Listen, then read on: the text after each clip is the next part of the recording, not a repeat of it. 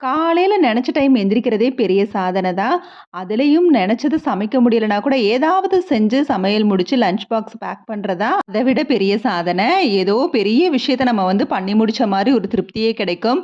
அதுலயும் கொஞ்சம் வெரைட்டியா செஞ்சு முடிச்சுட்டா போதும். அப்படியே நம்மள பிடிக்கவே முடியாது. அந்த அளவுக்கு நம்மளோட கிச்சன்ல நாம தான் கிங்குன்னு நெனைப்போம். அதுலயும் ஒரு ஹெல்த்தியான ரெசிபிய பண்ணி, அத குழந்தைங்கள சாப்பிட வச்சு, அந்த குழந்தைங்க அத புடிச்சு சாப்ட்டாங்கன்னா, வேர்ல்ட் ரெக்கார்டே பண்ண மாதிரி நான் யாரு? என்னோட டெக்னிக்லாம் யூஸ் பண்ணி சாப்பிட வச்சுட்டேன்ல அப்படிங்கிற மாதிரி ஃபீல் பண்ணுவோம். ஸோ அந்த மாதிரி ஃபீல் பண்ணி நான் இன்னைக்கு பண்ண லஞ்ச் ரெசிபி பாகக்கா குழம்பும், பீன்ஸ் பொரியலும் தான். பொதுவா பாகக்கா நம்மளே சாப்பிடுறதுக்கு யோசிப்போம். அதுலயும் குழந்தைங்கள சொல்லவா வேணும்? அத இந்த மாதிரி புளிக்குழம்பு பண்ற மாதிரி நம்ம பாகக்கா குழம்பையும் பண்ணிட்டோம்னா, கண்டிப்பா குழந்தைங்களுக்கே அந்த டேஸ்ட் பிடிக்கும். இதுல ஒரு சின்ன துண்டு வெல்லம் கூட சேர்க்கலாம் தேவைப்பட்டா. ஆனா இந்த டேஸ்ட்டே நல்லா தான் இருக்கும். கொஞ்சம் கசப்பு கலந்து.